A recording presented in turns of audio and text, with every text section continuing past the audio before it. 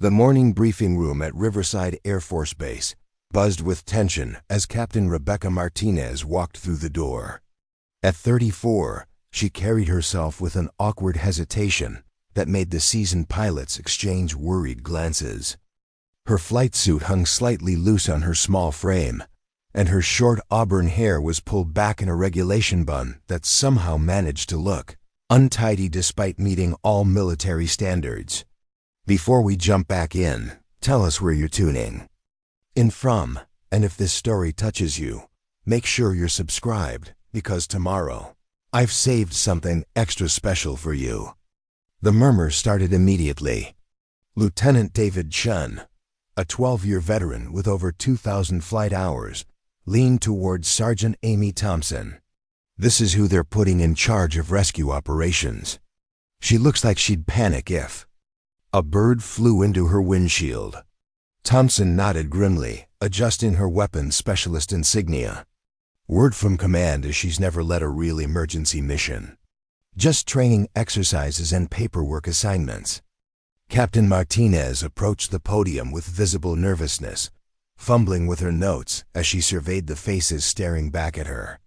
Corporal Marcus Johnson, the unit's communications expert, whispered to Private Sarah Williams, "My buddy." And personnel says she requested this transfer specifically. Who requests to join a high-risk rescue squadron? Williams, barely 22 and fresh from advanced training, shifted uncomfortably in her seat. She'd heard the stories about Captain Martinez's previous assignments: logistics coordination, training oversight, administrative roles. Nothing that prepared someone to lead pilots into dangerous rescue situations, where split-second decisions meant the difference between life and death. "Good morning," Captain Martinez began, her voice steady but lacking the commanding presence the squadron expected from their leader. "I know this transition has been unexpected for everyone. Major Hayes built an impressive record with this unit, and those are difficult shoes to fill." The mention of their former commander, who had been promoted to Pentagon duties after successfully leading the squadron through 3 years of challenging missions, only highlighted the stark contrast. Major Hayes had been decisive, confident, inspiring. The woman standing before them seemed like she'd rather be anywhere else. Staff Sergeant Kevin Rodriguez, who had served as second in command under Hayes, studied Martinez with barely concealed skepticism. "Ma'am, can you brief us on your flight experience with rescue operations?" The question hung in the air like a challenge. Martinez consulted her notes again, a gesture that made several pilots wince. "I've completed all required certifications for squadron leadership. My previous assignments have given me extensive experience in coordination and planning." It wasn't exactly an answer, and everyone in the room knew it. Tech specialist Hannah Lee, responsible for maintaining their sophisticated rescue equipment, raised her hand tentatively. "Ma'am, have you worked with the new terrain-following radar systems, the ones we use for low-altitude mountain rescues?" Martinez paused, clearly unfamiliar with the specific technology. "I'll be reviewing all equipment specifications this week to ensure I'm fully briefed on our capabilities." Another non-answer that sent ripples of concern through the assembled team. The briefing continued with Martinez reading from prepared materials about upcoming training schedules and maintenance requirements. Her delivery was methodical but uninspiring, lacking the kind of passion and expertise that had characterized their previous leaders' presentations. When she announced their first training exercise for the following day, a simulated rescue in the Nevada desert, the enthusiasm in the room was notably absent. As the meeting concluded and personnel began filing out, the conversations were hushed but intense. "She's going to get someone killed," Chun muttered to Thompson as they walked toward the hangar bay. "You can't learn this job from manuals and certification programs. Rescue operations require instinct, experience, the ability to make decisions when everything goes wrong." Thompson glanced back at Martinez, who was still organizing her papers at the podium. "Maybe she'll surprise us. Sometimes people rise to the occasion when they're tested. Chen shook his head. This isn't about rising to occasions. This is about mountain rescues in zero visibility, medical evacuations under fire, saving civilians when weather conditions are impossible, and equipment failures happen at the worst possible moments. You don't learn that from sitting behind a desk. The conversation was overheard by several other squadron members, and soon similar discussions were happening throughout the base. Mechanic Tony Garcia, who had worked on rescue helicopters for 15 years, was servicing one of their aircraft when he heard the news about their new commander. Martinez? Never heard of her. What's her background? When Dr. Janet Foster, their medical officer, explained what little she knew about administrative assignments and logistics roles, Garcia shook his head. These birds require pilots who understand them inside and out. Rescue operations push equipment to the limit. If she doesn't know what these machines can and can't do, people are going to die. The first training exercise arrived with typical Nevada desert conditions: clear skies, moderate winds, perfect visibility. The kind of conditions that made routine operations look easy and masked the complexities that emerged when weather turned hostile or equipment started failing. Captain Martinez stood in the operations center, surrounded by monitors displaying helicopter positions, weather data, and communication feeds. Her role was to coordinate the exercise, making decisions about approach vectors, timing, and resource allocation. The scenario involved a simulated hiking accident in a remote canyon area. 2 civilians were reported injured and unable to self-evacuate. The rescue helicopter, piloted by Lieutenant Chen with Sergeant Thompson as crew chief, would need to locate the victims, assess the situation, and execute an extraction. Standard procedure for their squadron, but requiring precise coordination between air and ground elements. Romeo 7, this is base control. Martinez's voice came through the radio, slightly hesitant. Proceed to grid reference Alpha Charlie 7 for initial reconnaissance. Chen acknowledged the instruction, but noted the formal tone, the careful pronunciation of call signs, the obvious reliance on written procedures. Major Hayes had always communicated with casual confidence, using the kind of shorthand that came from years of operational experience. As the helicopter approached the target area, Chen reported visual contact with the simulated victims. Base.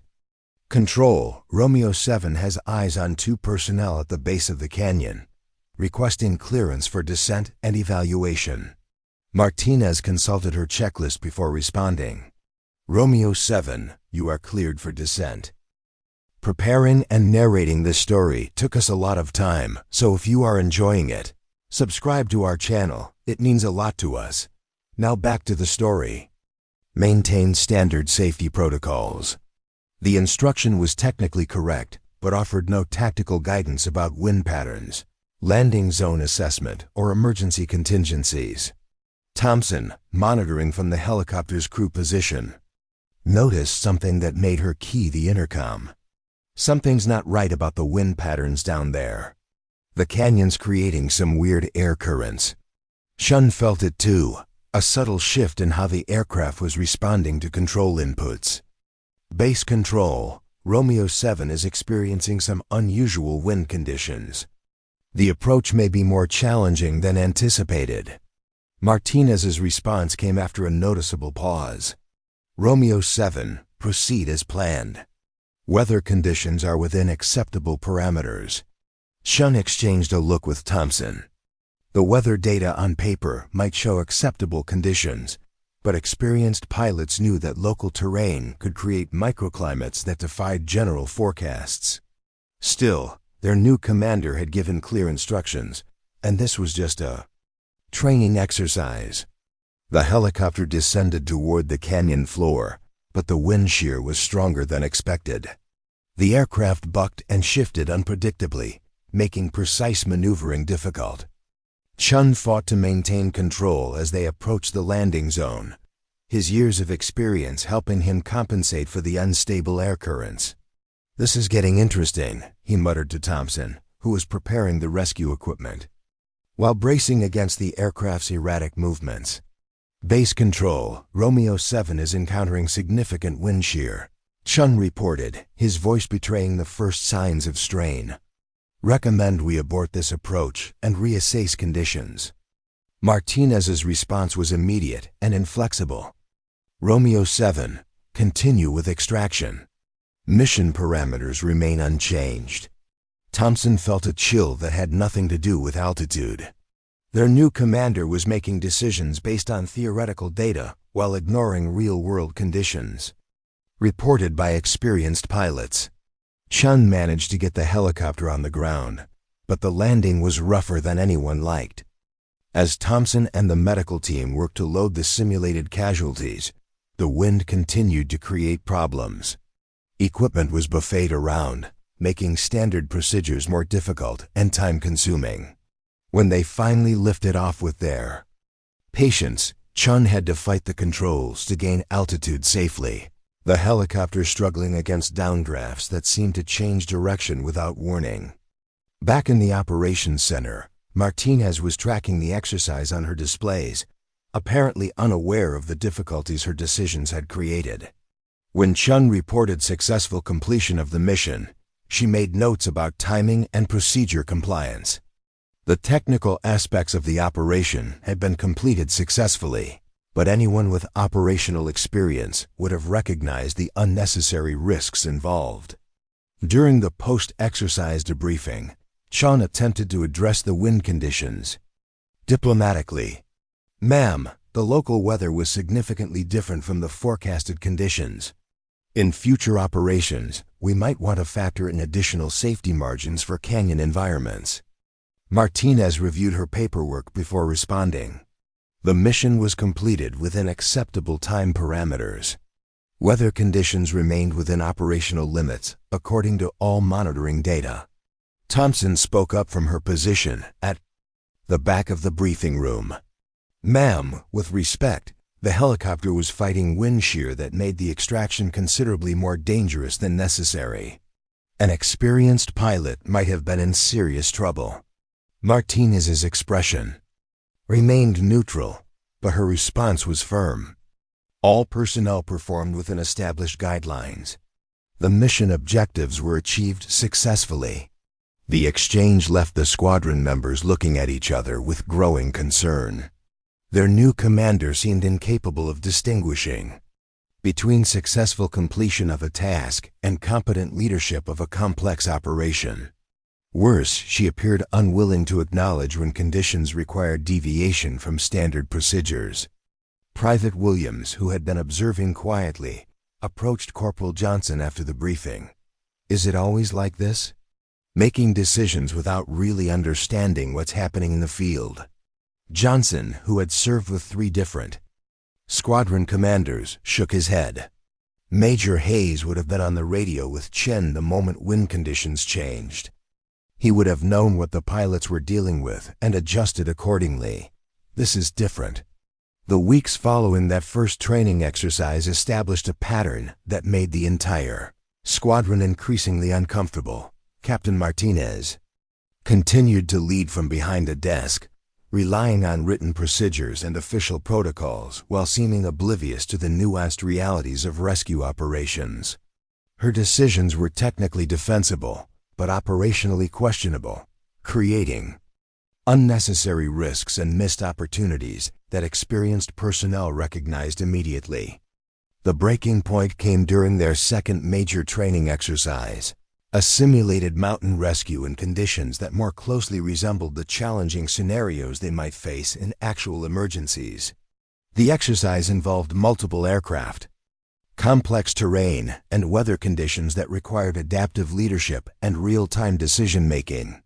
Captain Martinez would be coordinating from the command center while Lieutenant Chen and Staff Sergeant Rodriguez led separate helicopter teams in a coordinated search and rescue operation. The simulated scenario involved a military transport aircraft that experienced mechanical failure and made an emergency landing in mountainous terrain. The crew was reported safe, but unable to evacuate due to injuries and harsh weather conditions. Multiple rescue helicopters would need to coordinate their approach, establish landing zones, and extract personnel while dealing with high altitude, limited visibility, and rapidly changing weather patterns. All Romeo elements, this is base control. Martinez's voice came through the communication system as the exercise began. Weather conditions are marginal, but within operational parameters. Proceed to assigned grid coordinates for search operations. Chen, piloting Romeo 7 with Sergeant Thompson as his crew chief, acknowledged the instruction, while noting that the weather briefing didn't match what he was seeing outside his cockpit window. Rodriguez, leading Romeo 4 with Corporal Johnson handling communications, was experiencing similar concerns. The official weather data showed acceptable conditions for mountain operations, but the actual visibility was deteriorating rapidly as cloud cover moved through the search area. Base control. Romeo 4 is observing decreased visibility in the target zone. Cloud ceiling is lower than briefed conditions. Martinez consulted her weather displays before responding. Romeo 4, current meteorological data indicates acceptable. Conditions for continued operations. Proceed as planned. Rodriguez exchanged a look with Johnson, who was monitoring multiple radio frequencies while tracking their position. Both men had enough experience to recognize when official weather data didn't match field conditions, but their commander seemed unwilling to acknowledge the discrepancy. As the two helicopters approached the search area, conditions continued to deteriorate. Chen found himself flying increasingly close to mountain ridges as the cloud ceiling forced them lower, while visibility dropped to levels that made visual navigation challenging. Romeo 7 to base control. Visibility is now below minimums for safe mountain operations. Request permission to adjust search pattern or abort mission. The response from Martinez was swift and inflexible. Romeo 7, maintain current search parameters. Mission objectives take priority over marginal weather concerns. Thompson, monitoring from her crew position, felt her stomach tighten. Their new commander was prioritizing exercise completion over flight safety, exactly the kind of decision-making that got people killed in real operations. Rodriguez was dealing with similar problems as Romeo 4 struggled with wind conditions that seemed to change dramatically with each mountain ridge they crossed. The helicopter was being buffeted by air currents that made precise maneuvering difficult and potentially dangerous. Base control. Romeo 4 is encountering severe turbulence and wind shear. These conditions are beyond what we briefed for this mission. Martinez's voice came back with frustrating consistency. Romeo 4, weather monitoring shows acceptable conditions for continued operations. Complete your assigned search grid. Johnson shook his head as he plotted their position. On the navigation system, their commander was making decisions based on data that didn't reflect the reality of mountain flying, where local conditions could vary dramatically from general weather reports. The situation escalated when Chen, fighting to maintain control of Romeo 7 in deteriorating visibility, reported contact with the simulated crash site. Base control. Romeo 7 has visual on the target aircraft. However, current weather conditions make approach extremely hazardous. Recommend we establish a holding pattern until visibility improves. The logical course of action would have been to wait for better conditions or abort the exercise entirely, but Martinez's response was predictably rigid. Romeo 7, proceed with extraction operations. Time is critical in rescue scenarios. Thompson keyed her intercom to speak with Chen privately. This is insane. She's going to push us into a mountain if we follow these instructions. Chen was thinking the same thing, but they were in a training exercise with their commanding officer giving direct orders. Disobeying those orders, even for safety reasons, would have serious career implications. As Romeo 7 began its approach to the simulated crash site, the weather conditions reached dangerous levels. Visibility was near zero, wind conditions were unpredictable, and the helicopter was being thrown around by air currents that made precise flying nearly impossible. Chen was using every ounce of his skill and experience to maintain control, but even veteran pilots had limits when conditions exceeded safe parameters. "Base control, Romeo 7 is in serious difficulty," Chen reported, his voice tight with concentration. "Visibility is zero, wind conditions are severe, and I'm having trouble maintaining aircraft control. Request immediate permission to abort this approach." The urgency in his voice should have been enough to convince any reasonable commander that the exercise had moved beyond acceptable risk levels. Martinez's response revealed the depth of her disconnect from operational realities. "Romeo 7, maintain approach to target. Weather conditions remain within acceptable limits according to monitoring equipment." Thompson watched in disbelief as their commander continued to prioritize exercise completion over flight safety, apparently unable to recognize when theoretical guidelines diverged from practical limitations. The crisis reached its peak when Chen, struggling to maintain visual reference in near-zero visibility, nearly flew Romeo 7 into a mountain ridge that appeared suddenly through the clouds. Only his quick reflexes and years of experience prevented a collision that would have ended the exercise permanently. "Base control, Romeo 7 just had a near miss with terrain. I'm declaring an emergency and terminating this approach immediately." For the first time since taking command, Captain Martinez seemed to grasp the seriousness of the situation. "Romeo 7, are you declaring an actual emergency?" Chen's response was firm and uncompromising. "Affirmative, base control. I am terminating this exercise and returning to base immediately. Current conditions are beyond safe operational limits." Rodriguez, monitoring the radio traffic from Romeo 4, made his own decision. "Base control, Romeo 4 is also terminating the exercise and returning to base. Weather conditions have deteriorated beyond acceptable safety margins."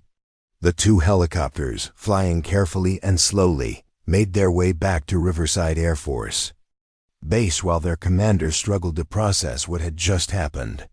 The post-exercise debriefing was unlike anything the squadron had experienced.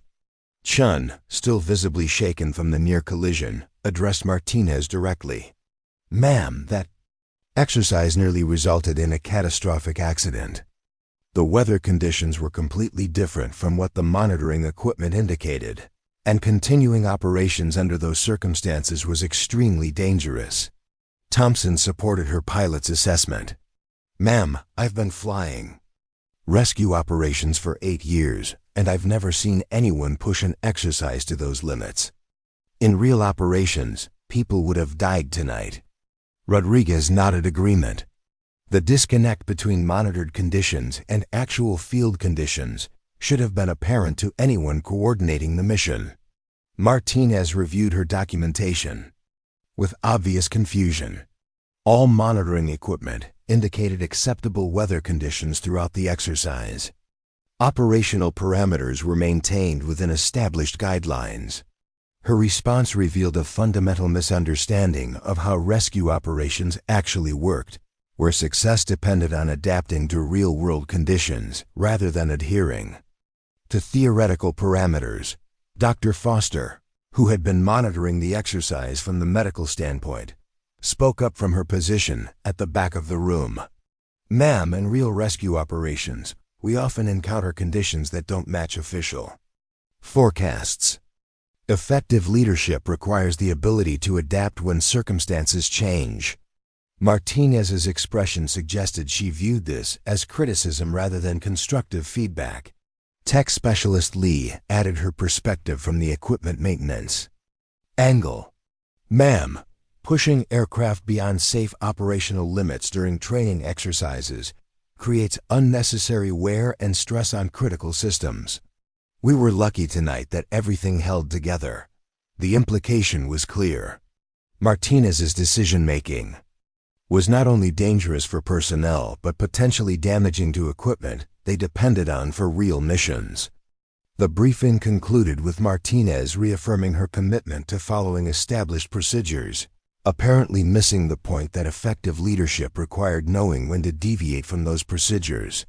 As the squadron members filed out, their conversations were more serious than concerned. They were beginning to believe that their new commander might indeed get someone killed, just as Lieutenant Chen had predicted on her first day. Private Williams approached Sergeant Thompson in the hallway outside the briefing room. "How long before someone files a formal complaint? This can't continue." Thompson looked around to ensure they weren't overheard. Chain of command issues are complicated. She's technically following all the rules, even if her judgment is questionable. It would take something really serious to get command attention. Corporal Johnson joined the conversation. "The problem is that by the time something really serious happens, it might be too late to prevent casualties. Real rescue operations don't give you second chances when you make bad decisions." The three of them stood in the hallway, each contemplating the uncomfortable reality that they might be serving under a commander whose leadership could prove fatal in actual emergency situations. Meanwhile, Captain Martinez returned to her office to review the exercise documentation, apparently convinced that she had managed the operation correctly despite the dramatic protests from her subordinates. Her computer displayed weather monitoring data that supported her decisions, navigation charts that confirmed her instructions had been technically accurate, and operational guidelines that validated her approach to command and control. What she couldn't see from her office was the impact her leadership style was having on squadron morale and confidence. Experienced personnel were beginning to question whether they could trust her judgment in life-or-death situations. Newer squadron members were wondering if this was normal for rescue operations, or if they had been assigned to a unit with serious leadership problems. The disconnect between Martinez's perception of her performance and the reality of her impact on squadron operations was becoming a serious problem that would require resolution before they faced their first actual emergency. Unknown to everyone involved, that test would come sooner than anyone expected, and under circumstances that would reveal whether Captain Rebecca Martinez was truly the liability her subordinates believed her to be, or something entirely different. The emergency call came at 3:17 in the morning, jolting the entire squadron from sleep with the harsh buzz of alert sirens. Captain Martinez arrived in the operations center within minutes, her hair hastily pulled back in her flight suit wrinkled from being thrown on quickly. The duty officer, Sergeant First Class Mike Torres, was coordinating with emergency services while displaying incoming data on the main situation board. "Ma'am, we have a civilian aircraft down in the Pine Ridge Mountains," Torres reported, his voice crisp despite the early hour. Twin-engine Cessna with 4 souls on board. Lost contact approximately 40 minutes ago. Last known position was 15 miles northeast of Marker Peak, but search area could be extensive due to weather conditions. Martinez studied the displays, noting the complex terrain and deteriorating weather patterns that would make any rescue operation challenging. Lieutenant Chen appeared in the operations center, fully dressed and alert despite having been awakened from deep sleep. His years of experience had taught him to transition quickly from rest to operational readiness, a skill that would prove essential in the coming hours. "What's our status on weather and visibility?" he asked Torres, knowing that mountain rescues in darkness presented exponentially increased risks compared to daylight operations. Torres consulted his meteorological displays before responding. Current conditions show scattered clouds at 8,000 feet, visibility 4 miles with occasional snow showers. Winds are variable at 15 to 25 knots with gusts up to 40 knots near ridgelines.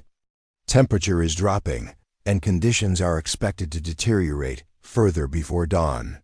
The weather briefing painted a picture of marginal conditions that would test both aircraft capabilities and pilot skills. Sergeant Thompson arrived with the rest of the crew, immediately checking equipment status and coordinating with maintenance personnel to ensure their helicopter was mission-ready.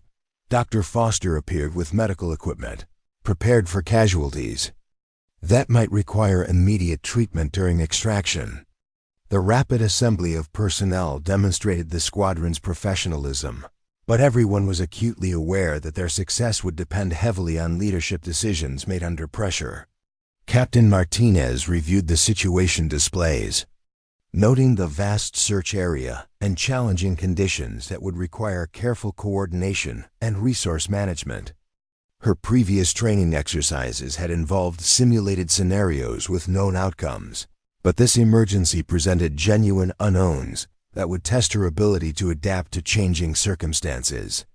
The weight of real lives depending on her decisions created pressure entirely different from training environments. Romeo 7 and Romeo 4 will launch immediately for initial search operations, Martinez announced, her voice steady but lacking the confident authority that experienced personnel expected during emergency situations.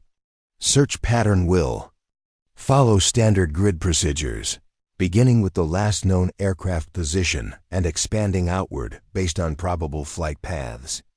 Chen exchanged a glance with Rodriguez, both pilots recognizing the textbook approach that might not account for the complexities of actual mountain flying. Dr. Foster approached Martinez with medical considerations that would affect rescue planning. "Ma'am, if we have casualties, extraction time will be critical. Mountain temperatures at night can cause hypothermia within hours, especially if anyone is injured and unable to maintain body heat." Martinez nodded, making notes about medical priorities while consulting her operational checklists for guidance on casualty evacuation procedures. The helicopters launched into darkness that seemed to swallow their navigation lights within moments of leaving the base. Chen, piloting Romeo 7 with Thompson as crew chief, immediately encountered the wind conditions that Torres had briefed, finding that actual flying conditions were significantly more challenging than ground-based measurements indicated. Base control, Romeo 7 is experiencing stronger winds than forecasted. Turbulence is severe and visibility is decreasing. Rodriguez, leading Romeo 4 with Corporal Johnson managing communications, reported similar conditions as they climbed toward the search area. Base control, Romeo 4 confirms severe turbulence and deteriorating visibility. Request updated weather information for the target area. Both pilots were discovering that mountain weather at night created microenvironments that defied general forecasting, requiring constant adaptation and heightened vigilance. Martinez consulted her weather monitoring systems before responding to the pilot's reports. Romeo 7 and Romeo 4. Current meteorological data indicates acceptable conditions for continued operations. Maintain assigned search patterns and report any significant changes. Her response followed standard operating procedures, but experienced pilots recognized the disconnect between theoretical weather data and actual flying conditions in mountainous terrain. As the helicopters approached the search area, visibility continued to deteriorate while wind conditions became increasingly unpredictable. Chen found himself flying primarily on instruments, using terrain-following radar to maintain safe separation from mountain ridges that appeared suddenly through breaks in the cloud cover. Base control, Romeo 7 requests permission to adjust search altitude. Current conditions are making visual searching extremely difficult. Thompson, scanning the terrain below with night vision equipment, was struggling to identify anything that might indicate aircraft wreckage or survivor signals. The combination of darkness, weather, and complex terrain created search conditions that pushed their equipment and training to operational limits. "We're not going to see anything in these conditions unless we get lucky," she reported to Chen. Through the intercom system, Martinez studied her displays, showing aircraft positions relative to the probable search area, before making decisions about search patterns and altitude adjustments. Romeo 7 maintained current search parameters.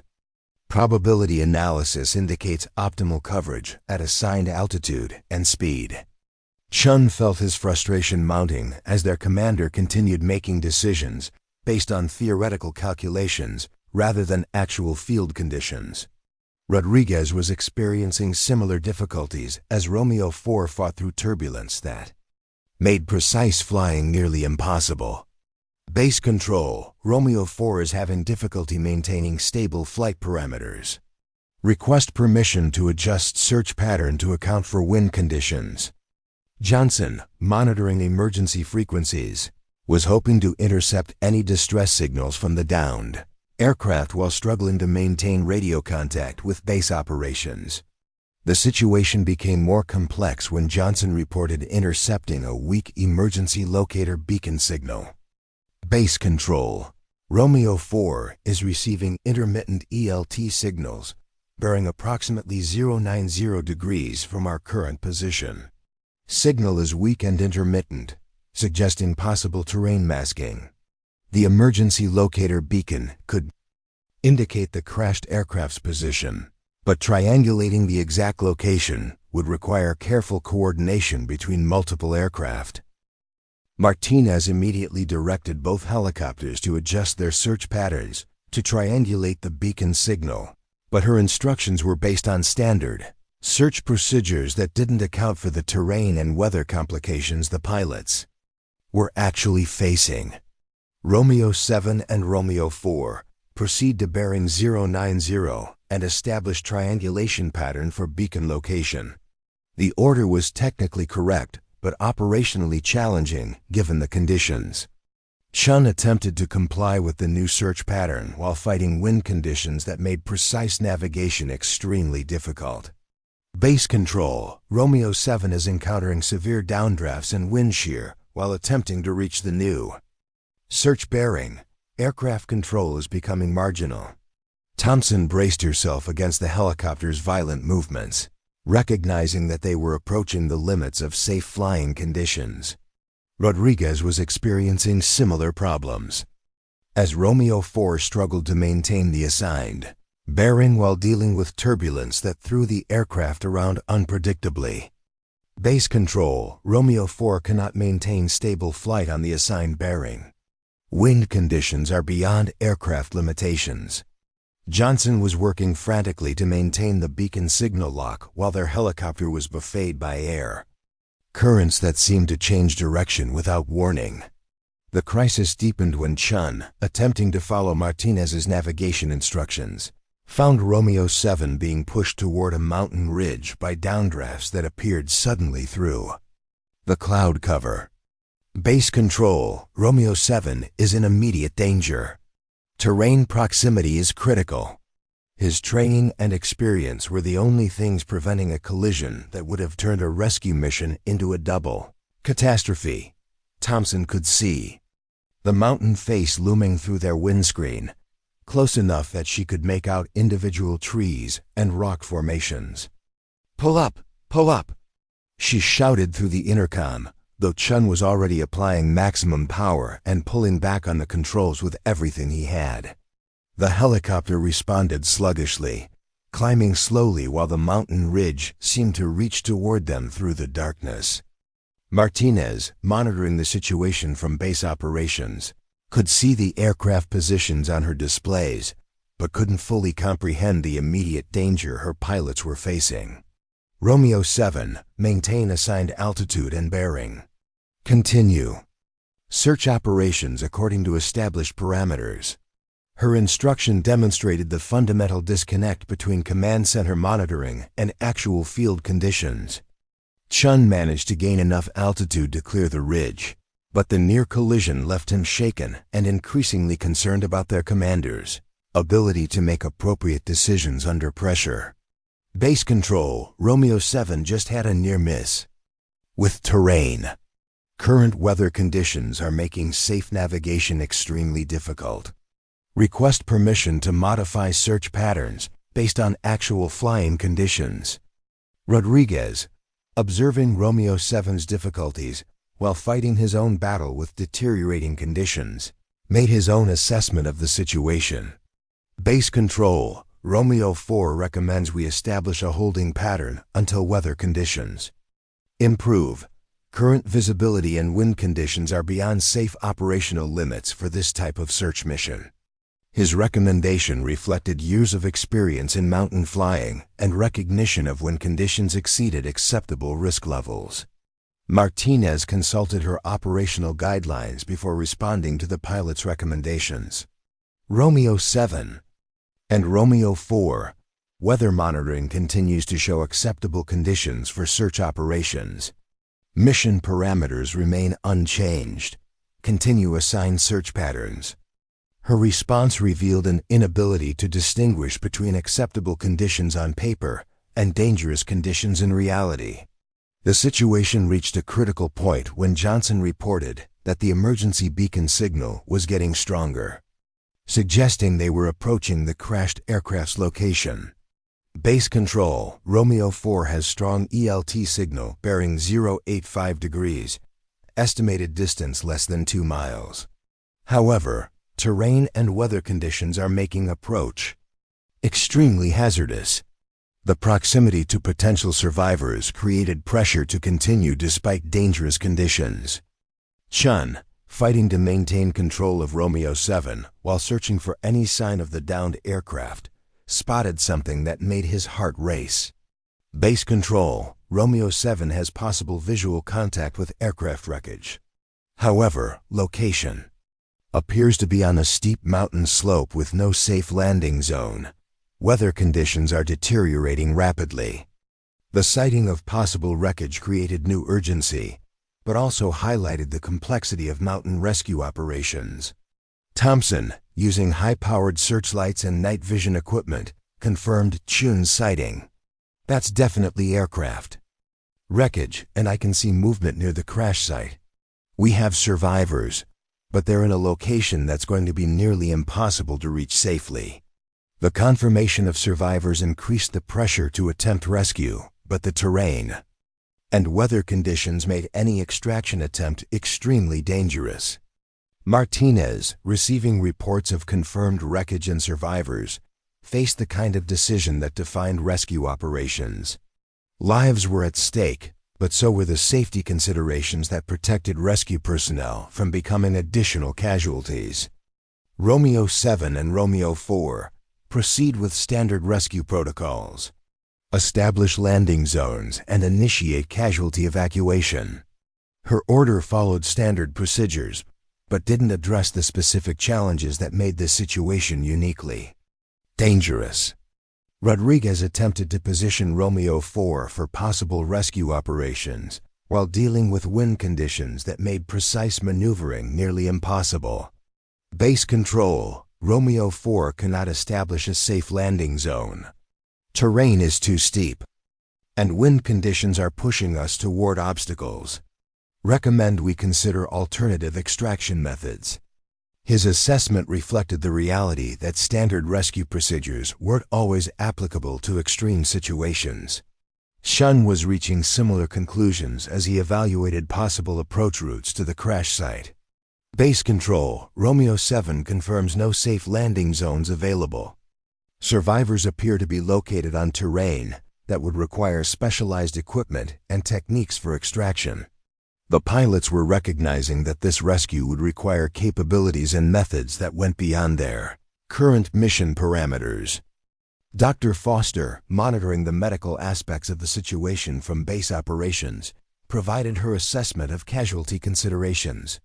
Ma'am, if we have survivors who have been exposed to mountain weather conditions for several hours, time is becoming critical. However, attempting rescue in unsafe conditions could result in additional casualties. Her medical perspective highlighted the tension between urgency and safety that characterized difficult rescue decisions. Tech Specialist Lee monitored equipment status while the helicopter struggled with harsh conditions. Ma'am, both aircraft are reporting increased stress on navigation and flight control systems. Extended operations in these conditions could result in equipment failures. Her warning added another layer of complexity to decisions about continuing the rescue attempt. Martinez faced the kind of situation that separated competent commanders from those who weren't prepared for the realities of rescue operations. Multiple aircraft were operating in dangerous conditions. Survivors needed immediate assistance, and weather was continuing to deteriorate. Her next decisions would determine whether the mission succeeded or failed, and whether additional lives would be put at risk. The pressure mounted as both helicopter crews reported increasing difficulty maintaining safe flight operations, while remaining close enough to the crash site to attempt rescue. Wind conditions were pushing both aircraft toward terrain obstacles. Visibility was approaching zero, and equipment was being stressed beyond normal operational limits. The textbook procedures that Martinez relied on provided no guidance for situations where standard methods simply wouldn't work. Chen made one final attempt to position Romeo 7 for possible rescue operations, but the combination of terrain, weather, and aircraft limitations made safe approach impossible. Base control, Romeo 7 cannot complete rescue with current capabilities. We need alternative methods or different equipment to reach these survivors safely. His assessment was based on years of experience and realistic evaluation of what was actually possible under the circumstances. Rodriguez reached similar conclusions after attempting multiple approach routes with Romeo 4. Base control, Romeo 4 confirms that standard rescue operations are not feasible. Current conditions exceed our operational capabilities.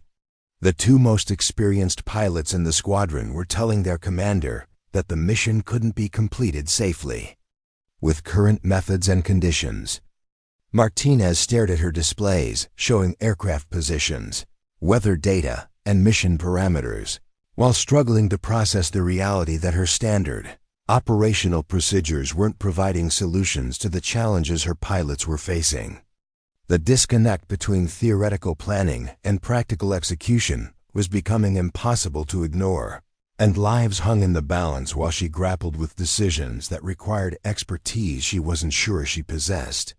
The survivors at the Fenvu crash site were depending on rescue operations that seemed increasingly impossible, while rescue personnel were approaching the limits of what they could safely attempt. The situation demanded leadership that could adapt standard procedures to extraordinary circumstances, but Captain Martinez had built her approach to command on following established guidelines, rather than making intuitive decisions based on field experience.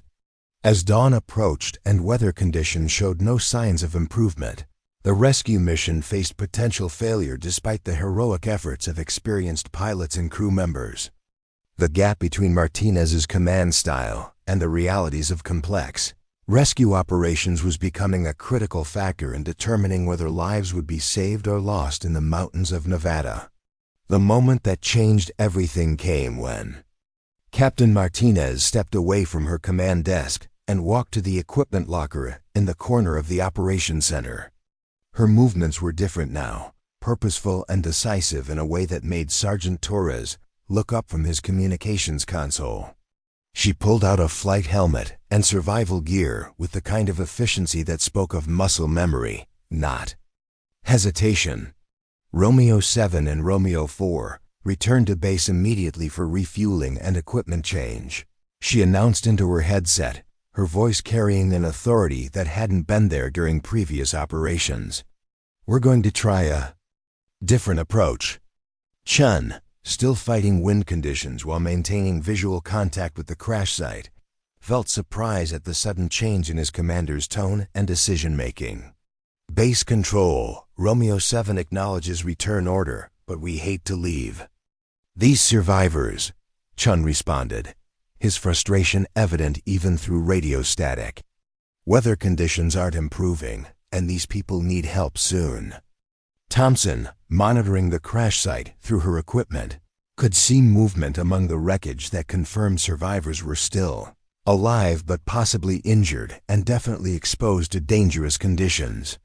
Rodriguez echoed Chen's concerns as Romeo 4 began its careful departure from the search area. "Base control, Romeo 4 confirms survivors at crash site. Leaving them exposed to these weather conditions could be fatal within hours." Johnson had been monitoring emergency frequencies, hoping for additional information about the survivors' condition, but the weak signals provided little detail about injuries or immediate medical needs. Martinez was already suiting up in cold weather. Flight gear when the helicopters landed back at Riverside Air Force Base. Dr. Foster noticed the change in her commander's demeanor immediately. "Ma'am, are you planning to join the next sortie personally?" The medical officer had never seen Martinez prepare for actual flight operations, and her previous assignments hadn't included hands-on participation in rescue missions. "The terrain requires specialized techniques," Martinez replied, checking her equipment with practiced movements that surprised everyone watching. "Standard approaches won't work for this extraction. We need someone with mountain rescue experience." Tech Specialist Lee looked up from her maintenance checklist, wondering when their commander had acquired mountain rescue qualifications that weren't mentioned in her personnel file. Chun climbed out of Romeo 7, still shaking from the turbulence and near-collision experiences, his face showing the strain of flying in impossible conditions. "Ma'am, with respect, those survivors are in a location that's going to require equipment and techniques that we don't typically use. The slope is too steep for standard landing, and wind conditions make hovering extremely dangerous." Martinez nodded, pulling on insulated gloves while reviewing topographical maps of the crash site area. "The terrain analysis shows a possible approach route from the northeast ridge, but it would require precision flying in challenging conditions." Her assessment of the topography was detailed and accurate in ways that surprised pilots, who had assumed she lacked field experience. Thompson approached after completing her post-flight equipment check, still processing the difficulties they had encountered during the search mission. "Ma'am, the wind shear near that ridge is unlike anything I've experienced. It changes direction without warning, and the downdrafts are strong enough to slam an aircraft into the ground without any notice." Her description emphasized the extreme nature of the conditions they were facing. Rodriguez joined the group after securing Romeo 4, his expression showing the exhaustion that came from fighting severe weather while trying to locate crash. "Survivors. Ma'am, both pilots agree that standard rescue techniques won't work for this location. We need specialized equipment, maybe even ground teams with climbing gear." His recommendation reflected years of experience with difficult extractions. Martinez studied the group of experienced personnel gathered around her, each representing expertise gained through hundreds of hours of actual rescue operations. "Sometimes standard techniques aren't sufficient," she said quietly, her voice carrying a certainty that hadn't been present during previous briefings. "Sometimes you have to adapt to conditions that weren't covered in training manuals." Dr. Foster noted the change in Martinez's speech patterns and body language, recognizing someone who was transitioning into a different mode of operation.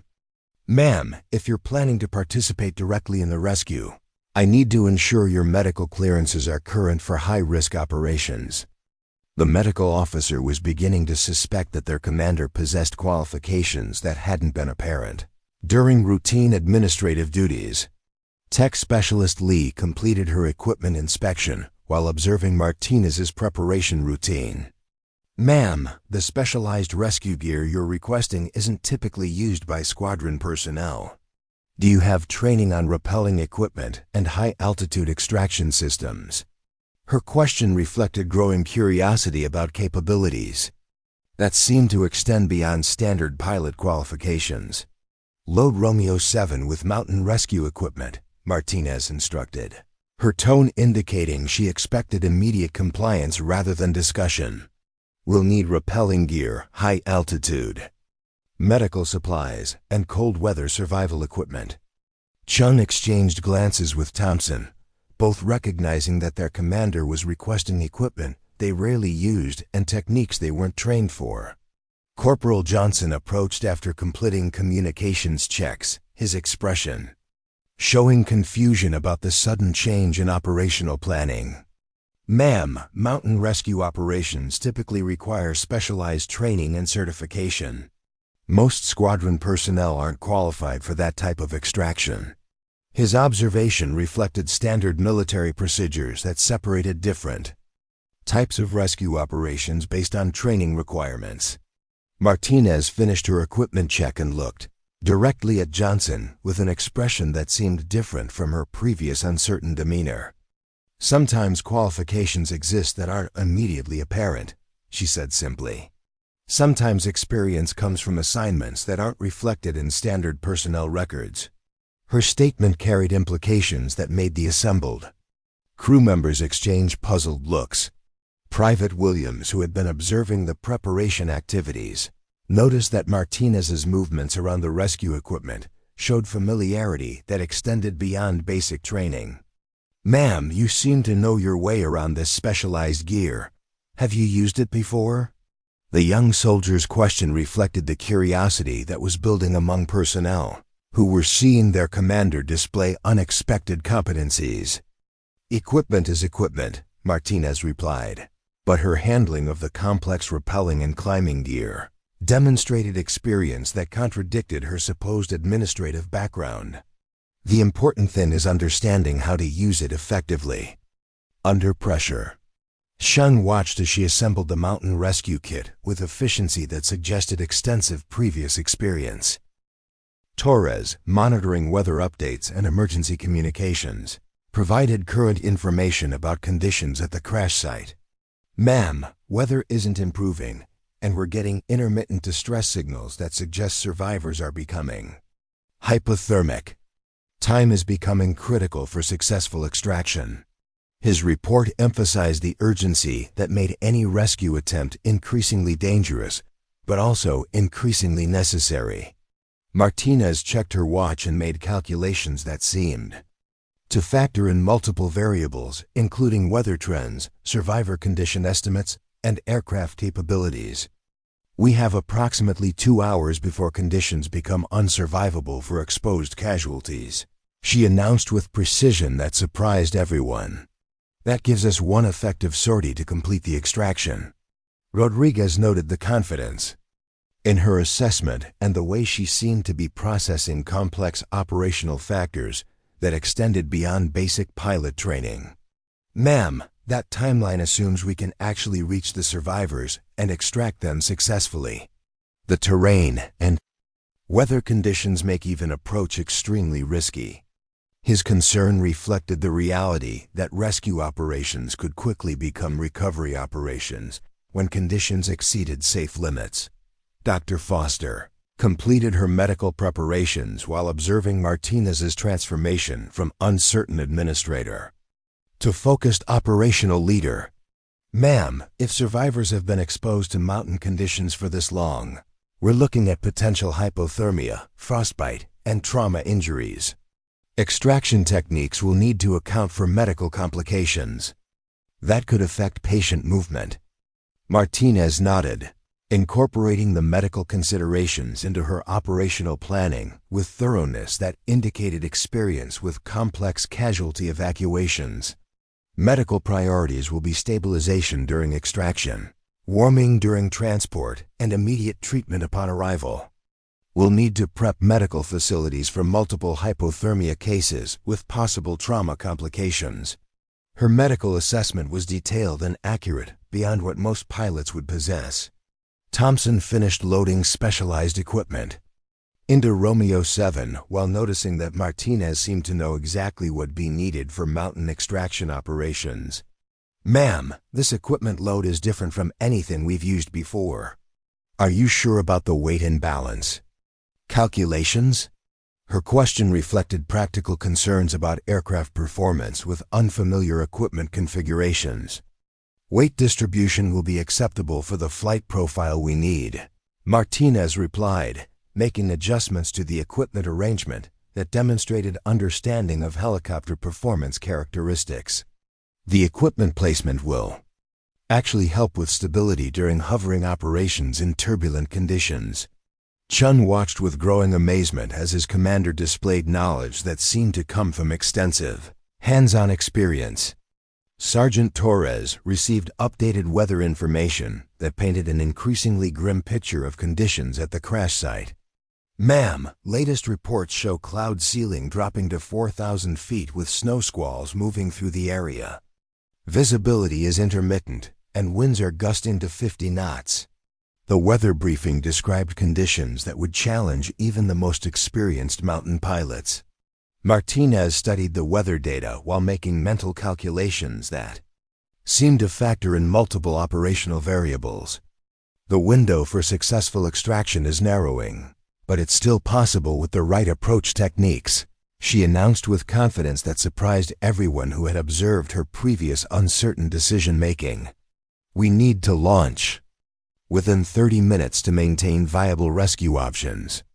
Johnson completed final communications checks while noting the change in his commander's operational tempo and decision-making style. Ma'am, emergency services are requesting regular updates on our rescue progress. Media attention is also building, with news crews already en route to cover the story. The external attention added pressure to an already challenging situation.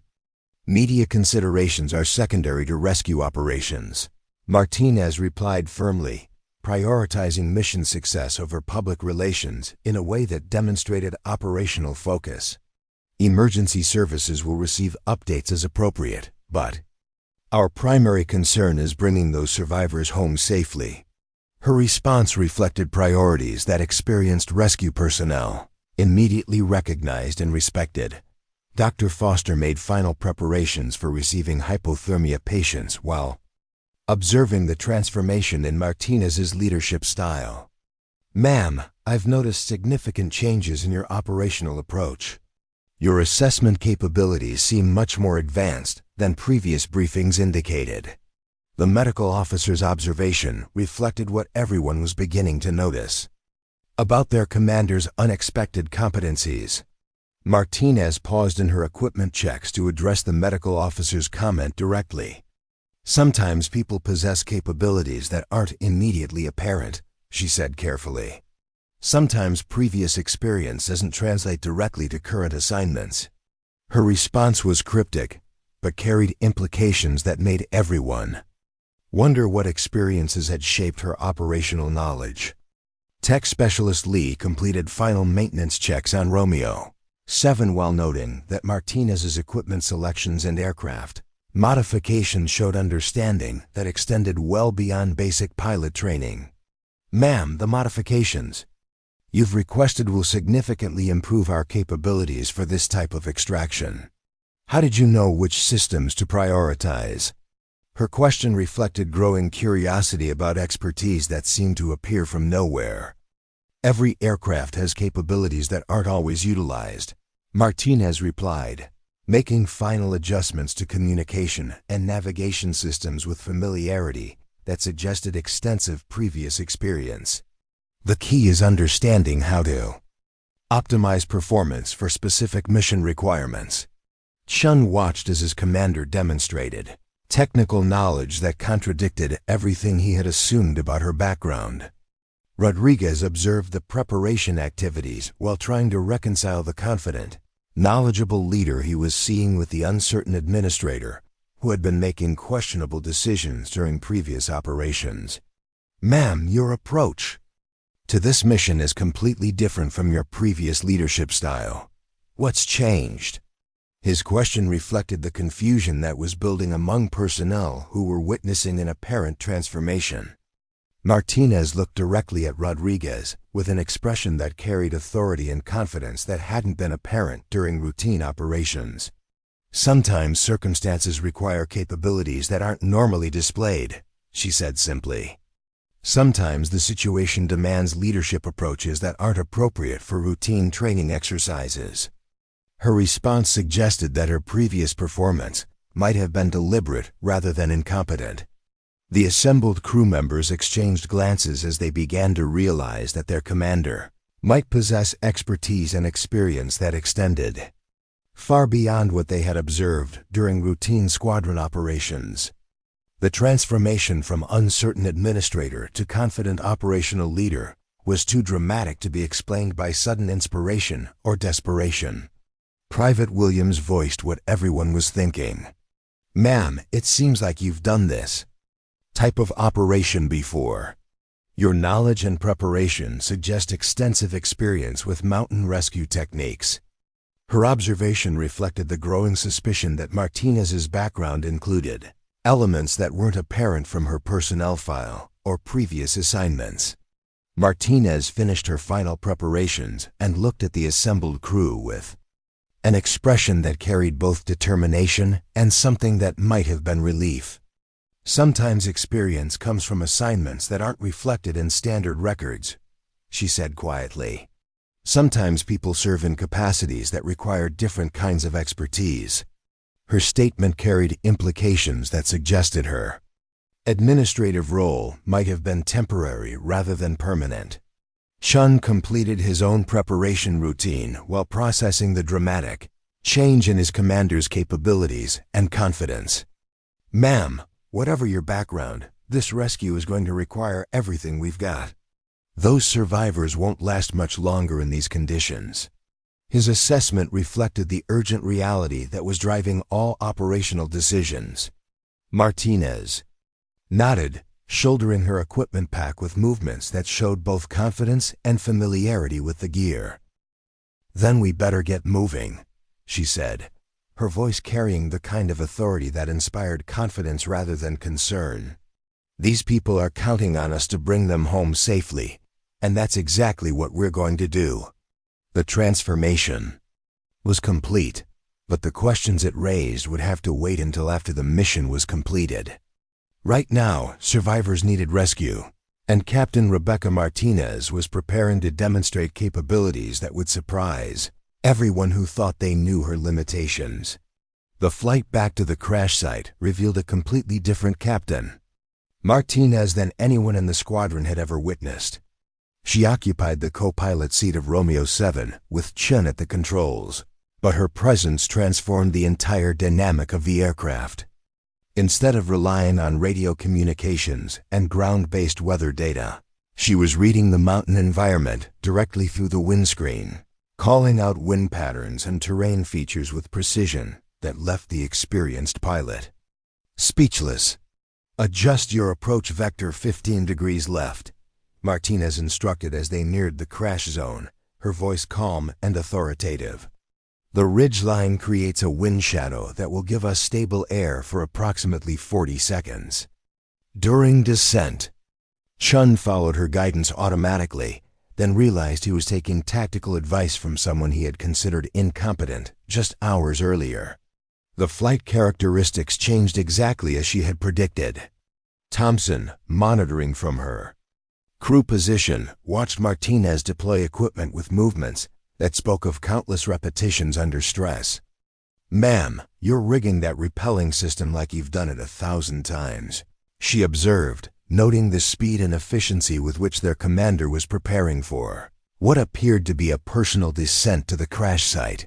"Where did you learn these techniques?"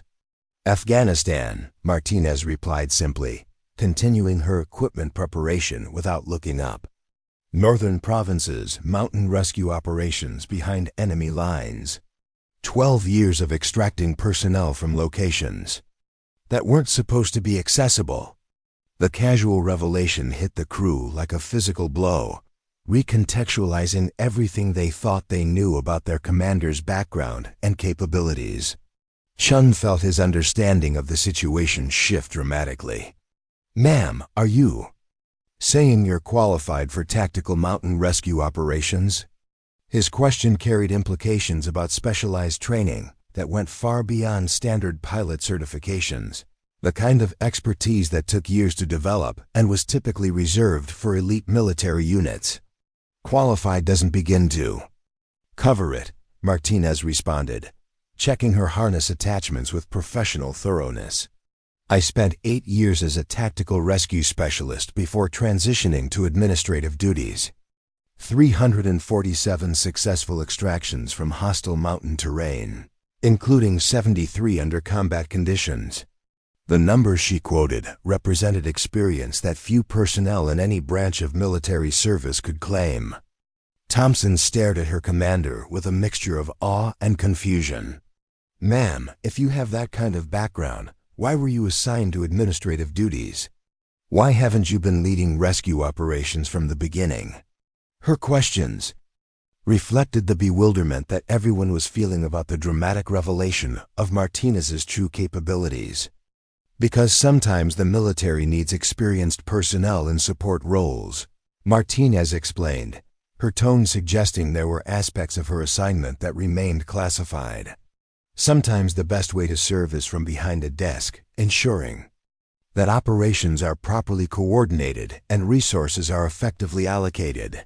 Chen sensed there were elements of her story that she wasn't sharing, possibly for security reasons. Rodriguez, piloting Romeo 4 as backup support, monitored the conversation through radio communications while maintaining position near the rescue site. "Ma'am, your tactical assessment capabilities make a lot more sense now. You were reading terrain and weather patterns like someone with extensive field experience." His observation reflected the growing understanding that Martinez's previous performance had been deliberate concealment rather than incompetence. As Romeo 7 approached the crash site, Martinez took over navigation duties with confidence that transformed the entire mission dynamic. Survivors are located on the northeastern slope, approximately 50 meters below the main wreckage. 2 appear ambulatory. 2 are non-ambulatory with possible hypothermia and trauma injuries.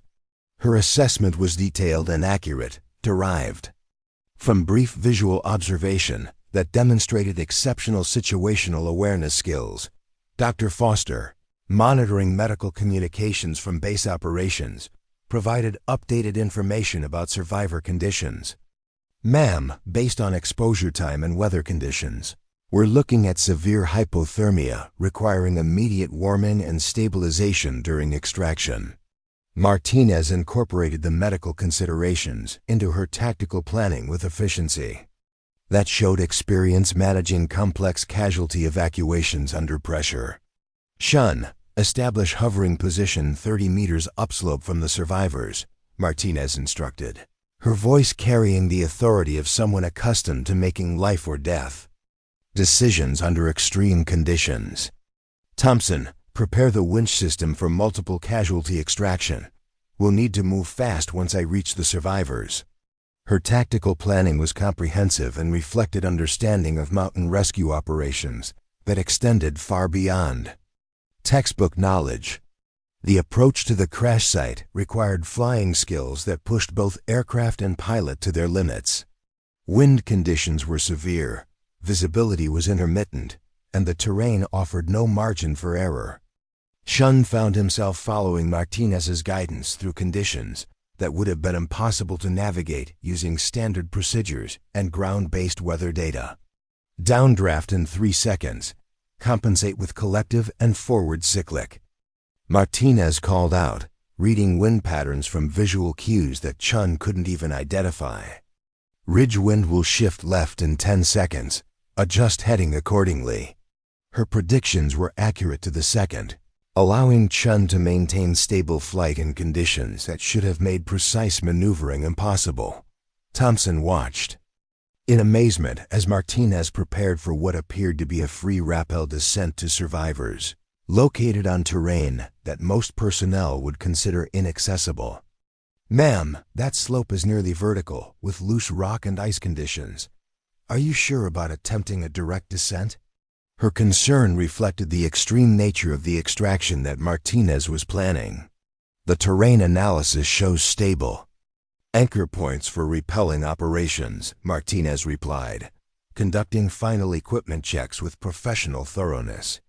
"Surface conditions are challenging but manageable with proper technique and equipment." She was evaluating factors that required specialized training and experience that most military personnel never acquired. Rodriguez provided overwatch support as Romeo 4 maintained position to assist with the extraction operation.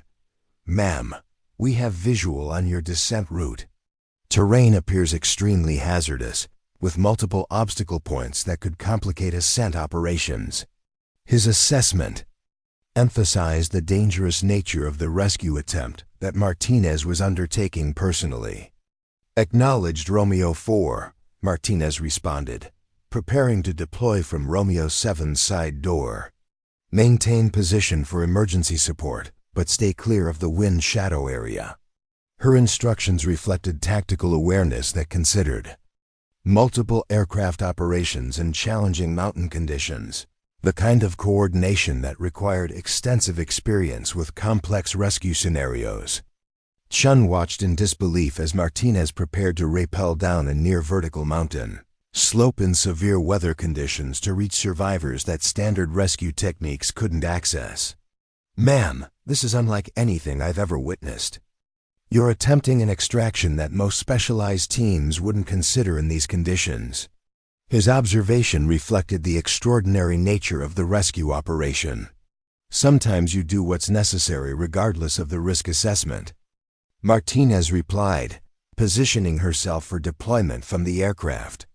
"Those people down there didn't choose their circumstances, and they're depending on us to bring them home." Her statement reflected the mindset that drove personnel to attempt rescues that exceeded normal operational parameters. The descent began with Martinez disappearing into wind and snow that obscured visibility within seconds of leaving the aircraft. Thompson monitored her progress through radio communications and winch system feedback, but visual contact was lost almost immediately.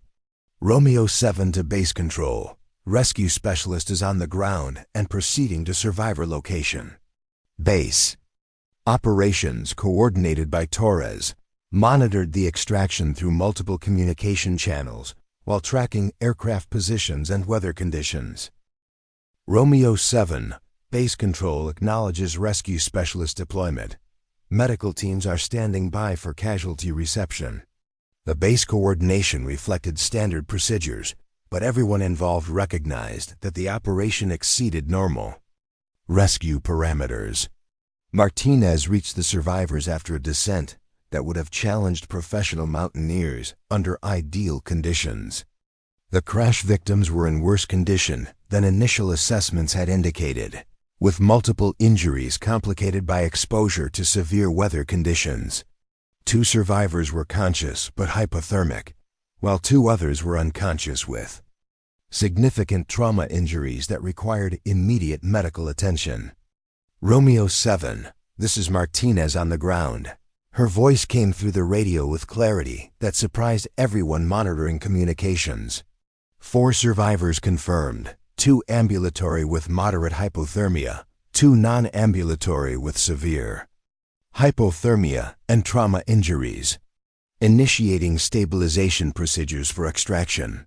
Her medical assessment was comprehensive and accurate, reflecting training that extended beyond basic first aid. Thompson coordinated winch operations while monitoring Martinez's progress through radio updates and equipment feedback. "Ma'am, extraction of non-ambulatory patients in these conditions is going to be extremely challenging. Wind conditions are making precise winch control nearly impossible." Her assessment reflected the technical difficulties that were complicating every aspect of the rescue operation. "Understood, Romeo 7. Martinez responded while working to stabilize the most seriously injured survivors. Rigging special extraction harnesses for trauma patients. Extraction sequence will prioritize medical urgency over operational convenience." Her approach reflected experience with casualty evacuation under conditions that made standard procedures inadequate. Chen struggled to maintain hovering position while wind conditions threatened to push Romeo 7 into terrain obstacles or away from the extraction zone. "Base control, Romeo 7 is experiencing extreme difficulty maintaining stable hover. Wind conditions are beyond normal operational limits." His report emphasized the extraordinary nature of the flying conditions that were testing aircraft and pilot capabilities. Rodriguez provided tactical support from Romeo 4 while monitoring the overall rescue operation. "Base control, Romeo 4 observes rescue specialists demonstrating capabilities that exceed standard training levels. Extraction techniques being employed are highly specialized and effective." His assessment reflected growing recognition that Martinez possessed expertise that hadn't been apparent during routine operations. The first casualty extraction required Martinez to rig complex harness systems that protected trauma injuries, while enabling winch operations in severe weather conditions. Romeo 7, first patient rigged for extraction. Medical priority is hypothermia with possible internal injuries. Handle with extreme care during winch operations. Her medical assessments were detailed and professional, reflecting training that few military personnel possessed. Thompson operated the winch system while compensating for wind conditions that made precise control nearly impossible. Patient secured, beginning extraction. Weather conditions are making this incredibly difficult. The technical challenges of operating rescue equipment in mountain weather tested every aspect of their training and equipment capabilities. Dr. Foster received the first survivor at base operations, immediately beginning treatment for severe hypothermia and trauma injuries. Patient condition is critical but stable. Hypothermia treatment is showing positive response. Medical assessment confirms professional field treatment that likely prevented fatal complications. Her evaluation indicated that Martinez's medical intervention had been crucial for patient survival. The extraction of the second non-ambulatory patient required even more complex rigging due to suspected spinal injuries that complicated movement and positioning. Martinez worked with precision that reflected extensive training in trauma medicine and tactical casualty care, skills that went far beyond basic military medical training. Romeo 7, second patient secured for extraction, Martinez reported, while coordinating with Thompson to ensure proper winch operations. Spinal precautions in place, hypothermia treatment initiated. Patient condition is critical, but extraction is feasible with careful handling. Her medical management was comprehensive and professional, reflecting capabilities that surprised medical personnel. Chen continued fighting severe weather conditions while maintaining position for the extraction operations. "Ma'am, your ground coordination is making this possible. Without your tactical guidance, we never could have maintained position long enough for casualty extraction." His assessment reflected recognition that Martinez's leadership was enabling mission success under impossible conditions. The extraction of the ambulatory survivors proceeded more quickly, but still required specialized techniques due to the terrain and weather conditions.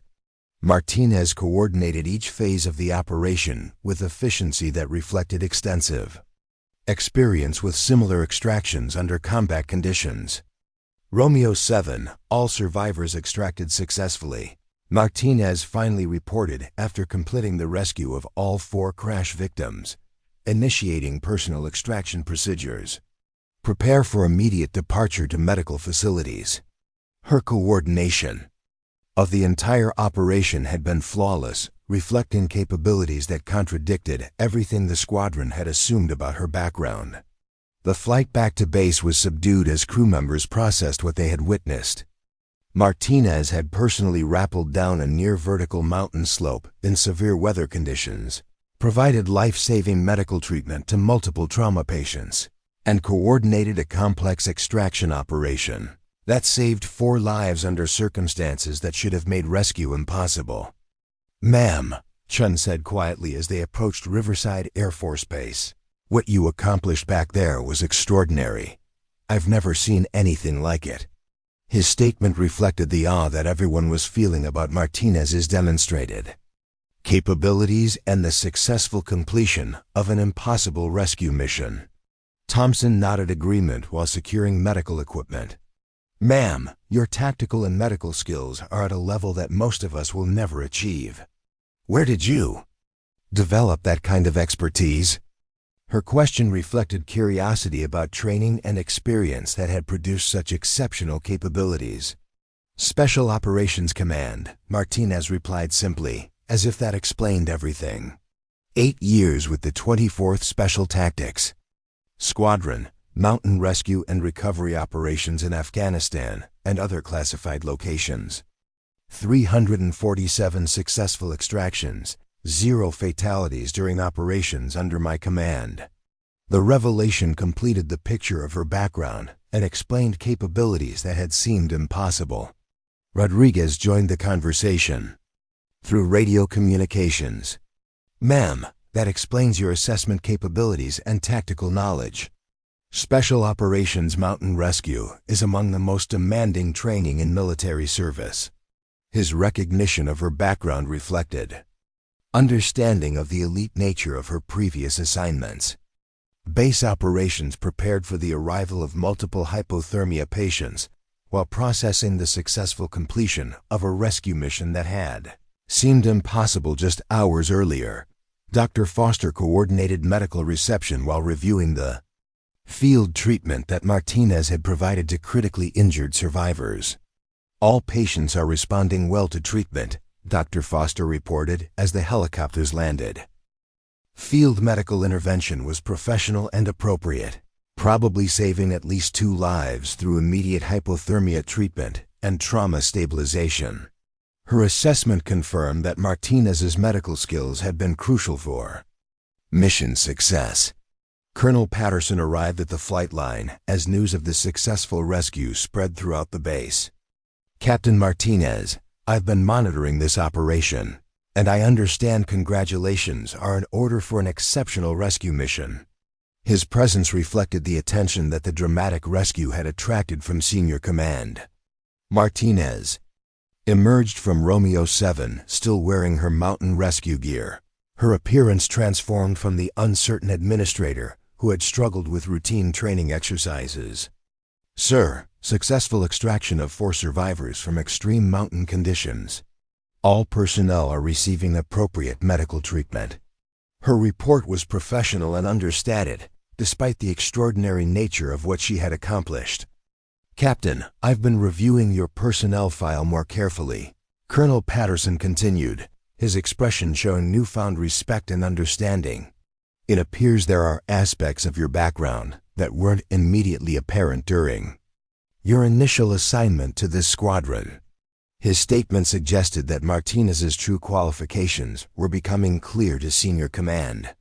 "Sir, my previous assignments required capabilities that aren't typically utilized in routine squadron operations," Martinez replied carefully. "Today's mission required those capabilities, and I was able to contribute effectively to mission success." Her response indicated that her administrative role might have been temporary rather than permanent. Chen approached Colonel Patterson with obvious enthusiasm about the mission results. "Sir, Captain Martinez's performance today was exceptional. Her tactical knowledge and rescue capabilities enabled mission success under conditions that would have defeated standard approaches." His endorsement reflected genuine admiration for leadership that had proved itself under extreme conditions.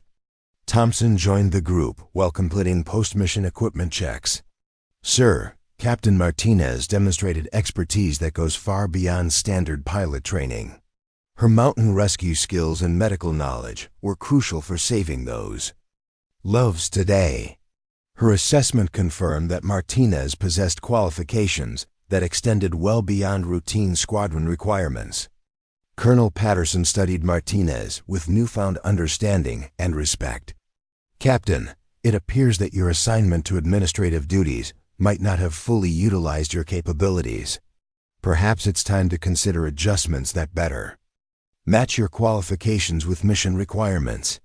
His suggestion indicated that Martinez's role within the squadron might be changing.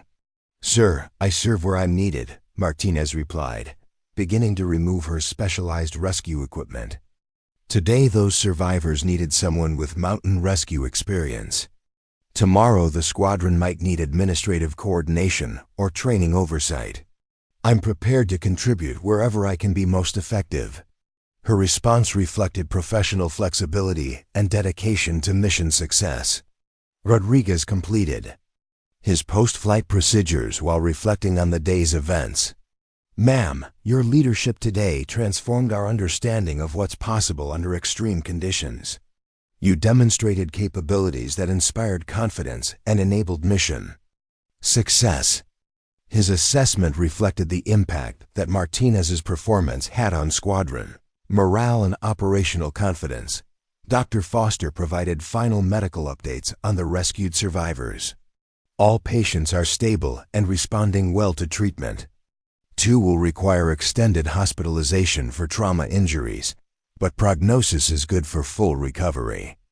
The hypothermia cases are responding excellently to warming protocols. Her report confirmed that the rescue mission had been successful in every respect. Tech Specialist Lee completed maintenance inspections on both aircraft while noting the extraordinary conditions they had operated under. Both helicopters performed well under extreme stress conditions. Equipment functioned properly throughout the mission, despite being pushed beyond normal operational limits. Her assessment confirmed that the technical aspects of the mission had been successful. Private Williams approached Martinez with obvious admiration for what she had witnessed. "Ma'am, what you accomplished today was incredible. You saved 4 lives under conditions that seemed impossible." Her statement reflected the awe that everyone felt about the successful completion of such a challenging rescue mission.